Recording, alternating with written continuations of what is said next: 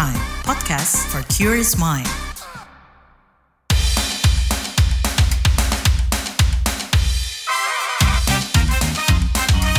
Kamu lagi dengerin podcast What's Trending.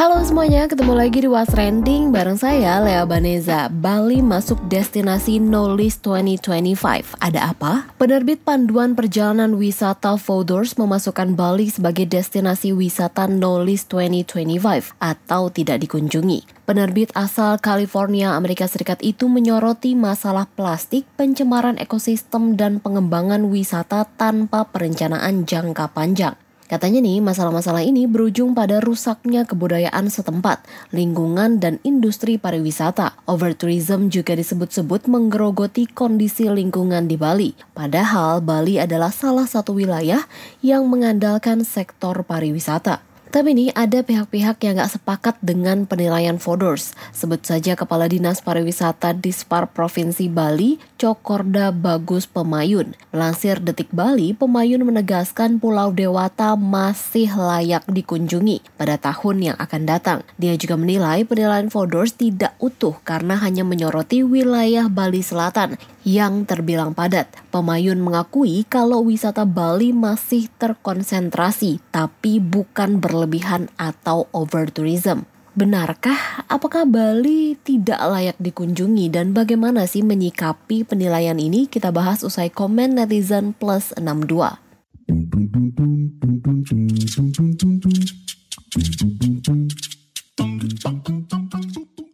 Yang pertama, komentar @susxx. Promosi daerah lain lagi lah. Di Indonesia banyak yang indah-indah kok.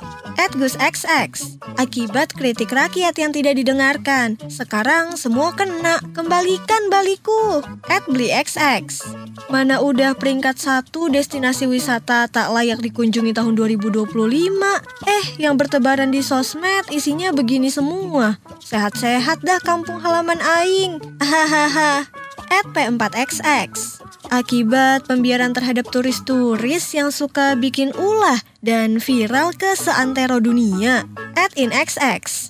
Yang menyarankan kalau Bali masuk dalam daftar destinasi yang disarankan tidak dikunjungi turis asing pada 2025. Alasannya karena Bali mengalami pariwisata yang berlebihan atau overtourism. Nah, komentar terakhir @mxx. Ayo dong pemerintah pusat dan daerah, diperbaiki lagi konektivitas dan jaringan transportasi umumnya di Bali.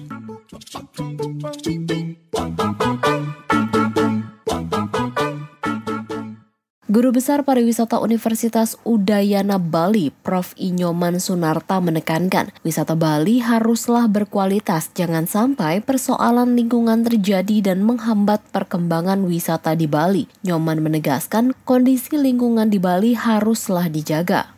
Nah, yang jelas yang paling penting lagi, Bali sebagai sebuah destinasi harus berkualitas. Tidak boleh Bali sebagai sebuah destinasi di sananya terjadi pencemaran, di sininya pencemaran, di mana karbonnya tinggi dan lain sebagainya. Ini saya khawatirnya ke depan itu akan ada sebuah aturan atau dari UN Tourism itu hanya destinasi-destinasi yang green yang recommended untuk dikunjungi. Pada saat itulah nanti Bali akan keteteran. Itu persepsi saya nanti. Bali itu sebetulnya kami tidak khawatir, Bali itu akan berubah atau akan dimakan apa. Tapi kalau konsep pengembangan itu kita sepakati dulu. Kalau saja konsep pengembangan itu kita arahkan ke daya dukung Bali, apa sih yang dimiliki oleh Bali? Bali itu terkenal budayanya. Budaya sangat tergantung sama alamnya. Berarti alam dan budaya Bali itu harus dijaga kualitasnya. Daya dukung itu tadi kan sudah saya katakan, daya dukung itu harus tetap dijaga. Dasarnya. Contoh paling sepele lah. Berapa sih Bali layak dihuni oleh manusia? Dari lahannya, airnya, bagaimana sebaiknya Bali itu udaranya harus ada. Orang-orang lain rame-rame minus karbon, zero karbon. Negara-negara lain, kota-kota lain udah mikirin begitu. Bali kapan mikirin itu? Kami nggak khawatir itu. Ini saya melihat itu. Saya kebetulan main ke beberapa kota di luar negeri itu. Justru banyak orang yang meniru kita. Kenapa kita meniru orang lain gitu loh? Untuk Bali loh. Kemarin kita ngelihat, kebetulan saya sempat berkunjung ke Kyoto. Saya masuk ke kuil-kuilnya dia. Saya ngomong sama orang-orang Jepang di situ. Begitu dia tuh ingin belajar bagaimana sih orang Bali tidak kaya amat kok bisa bahagia. Itu yang gini ya kaget mereka. Sedangkan merekanya di situ kerjanya kayak robot gitu loh. Kaya dia tapi nggak bahagia. Itu dia kaget loh. Ini pelajaran-pelajaran itu dia dari Bali. Loh, ini sebetulnya kita ini banyak ditiru orang. Sadarkah kita menjadi pilot project untuk orang-orang meniru kita? Dan saya yakin jangankan di luar negeri, di luar Bali aja nggak gampang orang meniru Bali. Karena apa yang ada di Bali, apa yang kita miliki itu karena kita tuh terus terang aja tidak ada wisatawan, potensi kita, daya tarik kita itu akan jalan terus. Karena live, daya tarik yang kita miliki itu akan jalan terus tanpa ada wisatawan. Ya tugas kita itu sekarang ini harus itu yang kita jaga. Makanya saya bilang, udah berani nggak kita ngitung daya dukung? Kalau berani kita ngitung daya dukung, kita akan bisa menentukan berapa sih Bali layak dihuni. Sedangkan Ketua Umum Ikatan Cendekiawan Pariwisata Indonesia ICPI, Azril Azahari, menyarankan pemerintah lebih memperhatikan keberlanjutan di sektor pariwisata Bali, di mana destinasi yang berkualitas tidak mementingkan jumlah pengunjung alias tidak sebanyak-banyaknya orang datang, melainkan pada customized and community-based tourism. Jadi bersifat lebih eksklusif, tapi tidak melupakan kepentingan dari masyarakat sekitar. Nah, Pak Azril, Bali ini kan masuk ke dalam daftar 15 destinasi yang harus dihindari gitu Pak, di 2025 dan mungkin belakangan juga kita tidak. Nomor 1 lah. Ya, dia jadi salah satu destinasi yang harus dihindari gitu ya Pak di 2025 dan kita tahu belakangan juga kan masalah overtourism, sampah gitu ya Pak ya di pantai-pantainya itu kan juga jadi sorotan bahkan di media asing gitu kan Pak. Nah, mungkin gimana nih Bapak melihat masalah ini gitu Pak? Ini kalau kita melihat Bali ini kan sudah ada kecenderungan sejak tempo hari ya, tapi kan pemerintah sih tidak terlalu aware ya, memperhatikan betul. Padahal ini harus kita perhatikan. Jadi saya kembali ke belakang ya, karena pariwisata ini kan paradigma pariwisata dunia itu kan sudah bergeser. Tempo hari memang pariwisata itu disebut mass tourism ya, jadi quantity tourism, jadi jumlah. Nah kemudian belakangan, itu sebelum tahun 80, tapi 80 sampai tahun 2000, nah itu kan sudah masuk kepada alternatif tourism. Nah mulai 2000 sampai 2020, nah itu masuklah quality tourism. Nah ini kita harus memperhatikan ke kualitasnya. Nah tetapi setelah COVID sampai kemari, ini malah lebih diperberat lagi ya, bukan hanya quality lagi, tapi sudah customize. Nah, customize ini keinginan dari tourist behavior, jadi perilaku para pengunjung juga sudah bergeser. Nah, disinilah barangkali yang harus kita amati betul, bahwa pengunjung itu juga ingin, pertama dia harus personalize, localize yang spesifik lokal, kemudian juga lebih ke small in size, jadi jumlah juga seperti tahun 2024 ke 2025 tahun depan, apalagi itu akan juga menjadi tidak dalam jumlah-jumlah yang besar gitu. Padahal dengan banyaknya quantity tourism itu menjadi tempat yang pariwisatanya juga akan jadi lingkungannya juga. Nah itulah yang disebut dengan pariwisata ini kan kita harus pada community based tourism. Nah community based tourism lebih kepada pariwisata yang berbasis pada komunitas gitu. Jadi artinya masyarakat harus kita perhatikan. Nah, jadi bukan hanya si turisnya saja atau pengunjungnya saja, tapi juga community masyarakat sekitar juga harus. Karena UN Tourism itu mensyaratkan kepada kita bahwa pariwisata itu harus berbasis kepada komunitas. Jadi community based tourism. Jadi masyarakat lokal harus bisa juga mendapatkan manfaatnya, bukan para investor saja. Nah, di ekosistem ini ada sebenarnya 3 hal yang lupa kita memperhatikan. Pertama, bio-environment, jadi lingkungan bionya, hidupnya, seperti flora, fauna, ya itu tumbuhan dan binatangnya. Kemudian yang abio ini termasuk atmosfer yang di atas, kemudian litosfer termasuk yang di atas tanah kita, sama yang di dalam tanah itu disebut pedosfer. Nah ini juga bermasalah. Makanya sampah-sampah tadi itu akan kemari karena kebanyakan tadi menjadi lingkungan juga tidak. Dan juga terakhir adalah lingkungan manusia dengan budayanya. Nah, di samping adanya dampak yang belum pernah kita hitung atau sangat jarang kita menghitung adalah harus kita hitung, yaitu multiplier effect, pengaruh penggandanya dari sektor pariwisata ini. Nah, itulah terkait tadi bisa ke positif, bisa ke negatif. Nah sekarang ini kelihatannya sudah ke negatif. Karena berkembang kepada multiplier ataupun kepada dampak-dampak kepada lingkungan dan sebagainya. Nah disinilah yang harus dihitung bahwa pariwisata itu jumlahnya itu juga harus kita hitung. Nah itulah harus ada yang disebut physical carrying capacity. Jadi kapasitas yang mendukung terhadap suatu destinasi. Nah, apa Bali total atau sebagian setiap destinasi. Nah, kita kan nggak pernah menghitungnya tuh. Di samping physical carrying capacity, harus juga dihitung time and motion-nya, pergerakannya. Nah, pergerakannya itu juga. Jadi berapa banyak jumlahnya, pergerakannya apakah diam atau bisa maju atau keluar. Jadi kalau 10 keluar, 10 lagi baru masuk gitu. Nah, ini yang harus dihitung. Nah, inilah mungkin kelemahan ataupun keterbatasan kita sehingga over tourism itu berkembang ataupun terjadi meledak di Bali. Di samping yang menyebabkannya juga adalah adanya visa bebas visa. Berkali-kali itu menentang adanya bebas visa. Nah, dulu mula-mula 160 bebas visa. Nah, kemudian dibatalkan 160. Tapi tiba-tiba belakangan muncul lagi yang 40 bebas visa. Boleh bebas visa, tetapi harus resiprokal. Jadi kalau di negara tersebut juga menganut dia bebas visa, barulah kita berikan. Kalau kita kan tidak. Kalau Australia kita betapa beratnya, tapi mereka enak aja masuk ke kita dengan bebas visa. Artinya kita tidak ada penyaringan. Nah, penyaringan inilah sebenarnya yang harus kita perhatikan bahwa kita bukan hanya dari jumlah saja, tapi dengan dia ada masuk ke Indonesia, tapi length of stay-nya. Jadi panjang lama waktunya dia tinggal di Indonesia itu juga menjadi manfaat kita. Jadi kita tuh from volume to values. Jadi bukan jumlah, tapi kepada nilainya. Nah, di samping length of stay-nya, kita juga harus spending of money-nya. Nah, ini juga harus kita perhitungkan dan juga berapa sih kontribusi percentage dari sektor pariwisata terhadap produk domestik bruto kita. Nah, kita masih mau lanjut nih bahas soal masalah lingkungan dan pengelolaan wisata di Bali, tapi kita jeda dulu.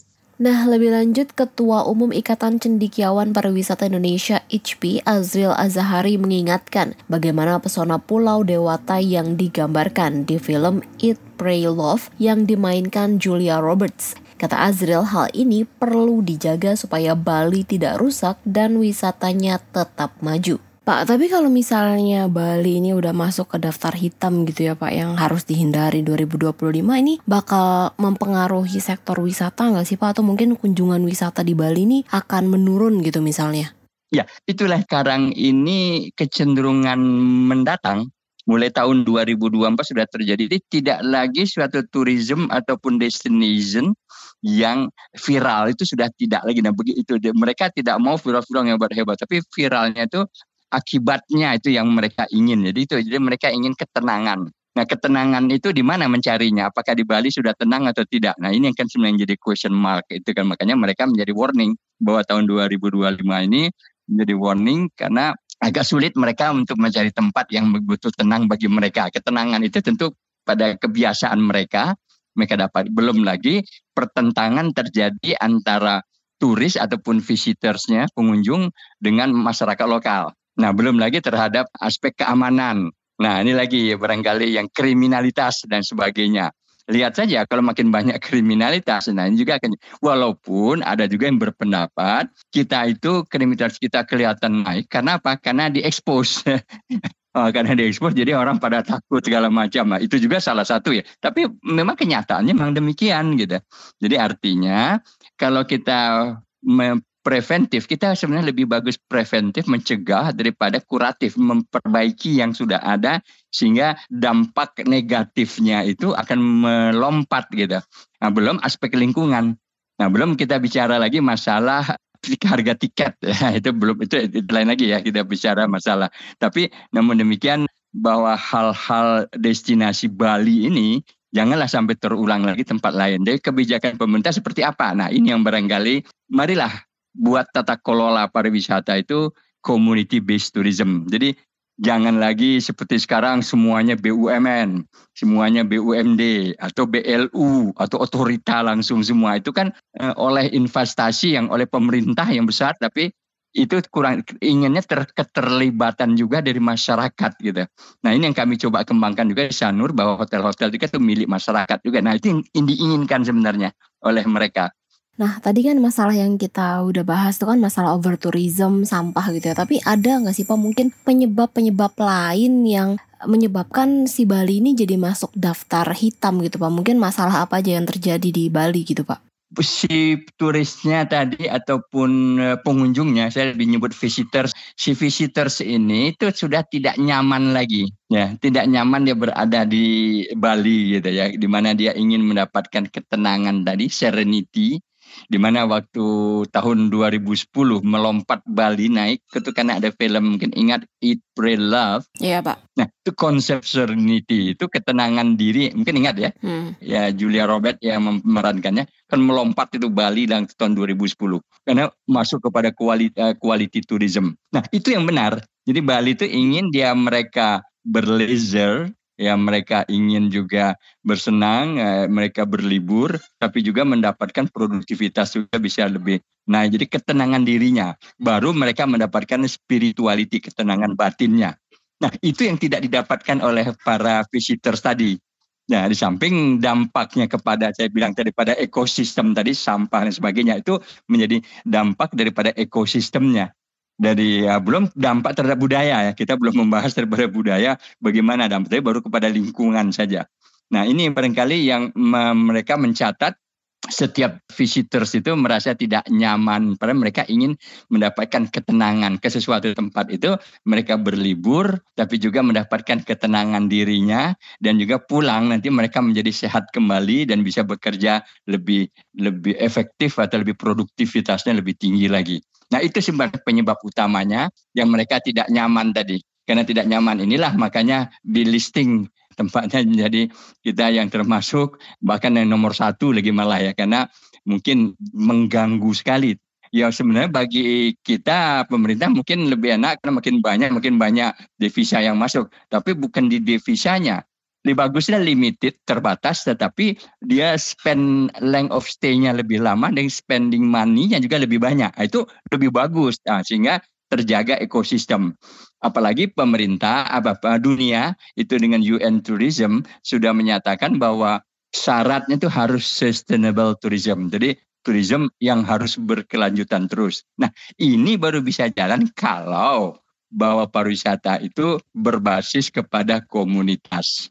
Nah ini barangkali community based tourism-nya. Ini yang lupa mengenai oleh pemerintah, bahkan hampir semuanya 10 destinasi prioritas kita dan 5 destinasi super prioritas itu rata-rata semuanya tidak community based tourism ataupun barangkali kurang. Itu harus dievaluasi. Jangan lagi bahwa kita mengandalkan untuk mass tourism. Makin banyak turisnya makin bagus kita. Tapi devisanya yang kita dapatkan, yang memanfaatnya, dan juga income per kapita dari masyarakat lokal itu juga akan naik gitu. Dan juga mereka juga mendapat ketenangan juga dalam mereka adatnya, budayanya, dan lain sebagainya. Oke baik, berarti kan memang kita tuh perlu perubahan gitu ya Pak. Artinya dari mass tourism lebih ke tourism yang spesifik, lebih ke arah mungkin yang melibatkan masyarakat gitu ya. Special interest gitu. Special interest-nya, iya betul. Sehingga special interest-nya inilah yang harus ditahu orang-orang Asia seperti apa. Karena pariwisata kita yang banyak itu kan datangnya dari Australia, kemudian dari Singapura, kemudian dari Malaysia, kemudian Cina, ya itu kan yang terbanyak. Ya, yang lainnya ada masih belum begitu. Bahkan Arab sendiri katanya mau mengembangkan halal tourism aja, kita nggak bisa. Nah itu istilah halal tourism juga saya nyarankan kalau bisa jangan dipakai istilahnya. Karena halal tourism itu dunia juga tidak menggunakan halal tourism. Kecuali Aceh ya boleh karena dia daerahnya Islam ya, peraturannya juga harusnya Muslim friendly tourism. Jadi dia extended services, jadi hanya servisnya saja yang bertambah untuk orang-orang Islam. Tapi kalau kita bilang halal tourism itu kaitannya dengan haram dan halal.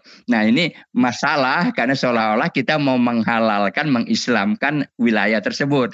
Makanya ditolak oleh orang Bali, Danau Prapat, Danau Toba, sama Toraja kan. Padahal bukan itu maksudnya. Jadi kalau boleh pemerintah jangan lagi menggunakan istilah halal tourism. Karena di dunia juga menggunakan Muslim friendly tourism. Indikatornya juga. Nah Pak, kira-kira dari banyaknya masalah tadi gitu ya Pak ya, kalau misalnya kita mau memperbaiki, kira-kira perubahan apa yang diperlukan, mulai dari mana, dan penataan wisatanya tuh mesti seperti apa sih Pak yang mampu menjaga, memperbaiki lingkungan tapi wisatanya juga tetap maju gitu?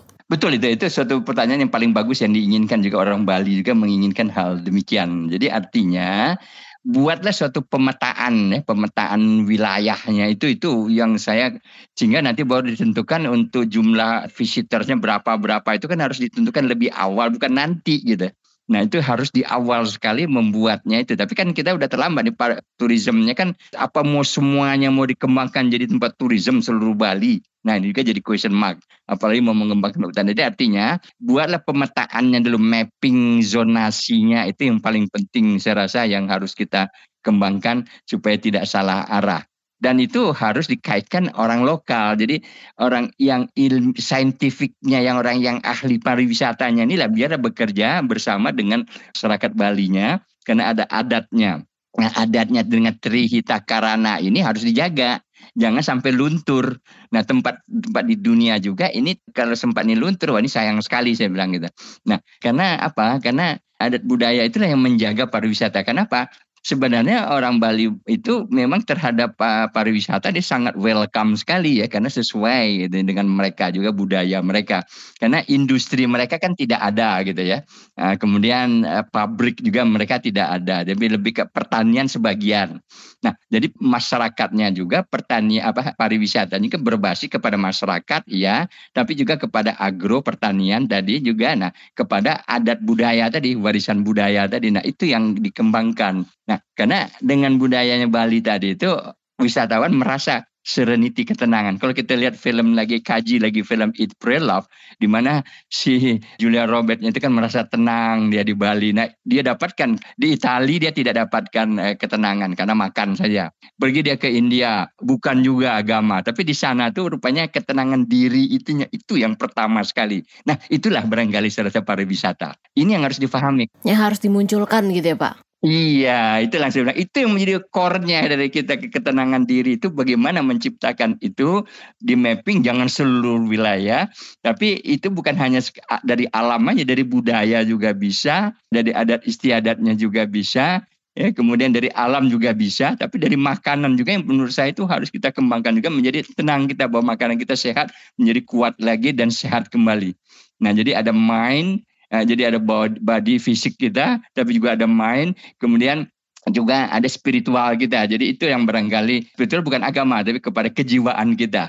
Nah itu jadi ketiga hal inilah yang diinginkan dalam itu. Contoh yang bagus film dari Eat, Pray, Love tadi. Nah, itu dasarnya kalau kita mau. Nah, ini jangan sampai juga berkembang hal-hal yang tidak bagus ini ke tempat destinasi pariwisata yang lainnya. Nah ini barangkali harus dicegah.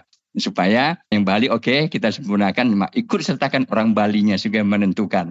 Karena kalau tidak jadi masalah bagi kita. Karena yang punya wilayah kan adalah pemerintah daerah sama masyarakat daerah. Jadi jangan mengembangkan lagi, menurut saya semuanya harus BUMN, BUMD, otorita, BLU, semuanya kan begitu. Yang 10 itu semuanya begitu kan. Nah itu semua dikembangkan oleh badan usaha, otorita. Libatkan masyarakat. Yang mengelola itu masyarakat, pemerintah hanya ikut membantunya untuk memasarkan dan lain sebagainya. Ya, nah, makanya saya bilang bahwa konsep modeling tata kelola di Indonesia ini untuk pariwisata harus diubah atau digeser, tidak seperti yang sekarang ini. Contoh yang paling tidak mengenakan adalah Mandalika. Ya, dengan InJourney, dengan BUMN, itu betapa kita hutang BUMN dibebankan menjadi hutang negara atau oleh masyarakat, oleh rakyat kita. Nah itu nggak boleh. Oke, baik, terima kasih banyak Pak. Ya, sama-sama. Ya, terima kasih.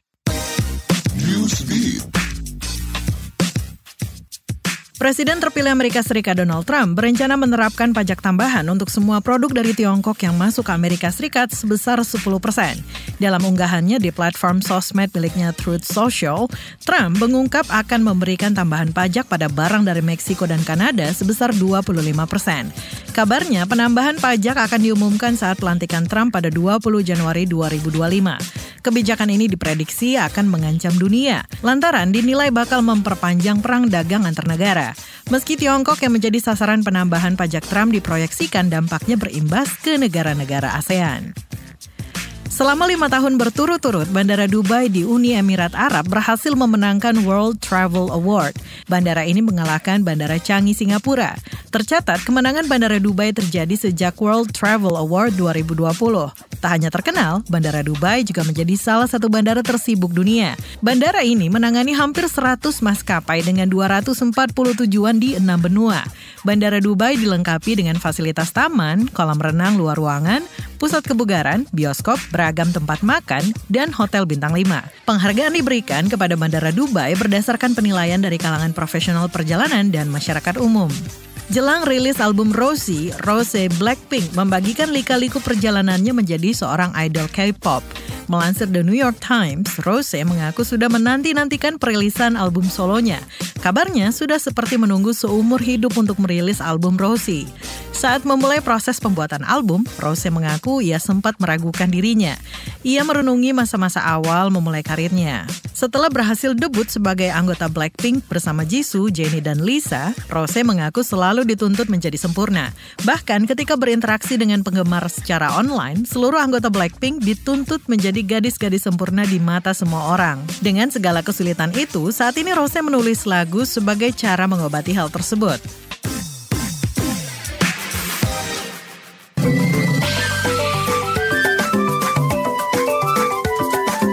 WhatsApp Indonesia. WhatsApp Indonesia, kita mulai dari Jakarta. Peneliti Pusat Riset Kimia Badan Riset dan Inovasi Nasional BRIN, Deliana Dahnum, tengah mengembangkan katalis berbasis Metal Organic Framework atau MOFs untuk mengubah minyak kelapa menjadi biojet fuel. Dahnum menjelaskan biojet fuel merupakan energi terbarukan yang menggunakan minyak nabati sebagai bahan baku. Kata dia, Indonesia punya potensi besar untuk memproduksinya karena kelapa melimpah di wilayah tropis. Proses konversi minyak kelapa memerlukan katalis yang efisien dan teknologi. Inovasi ini tidak hanya memanfaatkan kelapa yang bernilai ekonomi rendah, tetapi juga mendukung keberlanjutan energi. Sebagai penerima penghargaan L'Oreal UNESCO for Women in Science 2024, Dahnum optimis riset ini dapat mengurangi ketergantungan bahan bakar fosil dan meningkatkan penggunaan sumber daya lokal. Ia berharap teknologi ini dapat segera diterapkan pada skala lebih besar untuk memenuhi kebutuhan energi Indonesia secara berkelanjutan. Masih dari Jakarta, Menteri Perindustrian Agus Gumiwang Kartasasmita menyatakan proposal investasi sebesar $100 juta Amerika yang diajukan Apple belum memenuhi 4 aspek berkeadilan menurut asesmen teknokratis dari kementeriannya. Keempat aspek itu meliputi perbandingan investasi Apple di negara lain, perbandingan investasi merek handphone, komputer genggam, dan tablet lainnya di Indonesia. Lalu ada juga masalah penciptaan nilai tambah serta penerimaan negara dan penciptaan lapangan kerja. Menperin Agus Gumiwang menjelaskan meskipun penjualan produk Apple di pasar domestik cukup besar, proposal yang diajukan belum memenuhi standar yang dianggap berkeadilan. Selain itu, Agus juga menekankan agar Apple segera melunasi sisa komitmen investasi sebesar $10 juta Amerika yang tertunda pada tahun 2023. Terakhir ke Magelang, Jawa Tengah. Pameran Arsitektur Vernakular dan Potensi Desa Borobudur 2024 bertajuk Serawung Omah Orawudi Obah, Lestarikan Budaya, Rangkul Masa Depan, melibatkan 23 desa sekitar Borobudur dan menarik 13 ribuan pengunjung. Acara ini menampilkan pameran bangunan limasan, simbol arsitektur vernakular khas Borobudur, serta berbagai kegiatan interaktif. Pameran ini mengadakan workshop kreatif, diskusi pelestarian budaya, pertunjukan seni rakyat, hingga wahana permainan bambu yang diminati pelajar dan masyarakat umum. Kegiatan ini diselenggarakan Museum dan Cagar Budaya Unit Warisan Dunia Borobudur. Tak hanya memperkuat identitas budaya lewat pelestarian rumah limasan, pameran ini juga mempromosikan potensi wisata dan ekonomi berbasis budaya secara berkelanjutan. Demikian WhatsApp Indonesia hari ini. Terima kasih ya sudah mendengarkan What's Trending. Jangan lupa terus dengarkan podcast What's Trending di kbrprime.id dan aplikasi mendengarkan podcast lainnya. Lea Baneza mau pamit, stay safe and happy. Bye. Kamu lagi dengerin podcast What's Trending.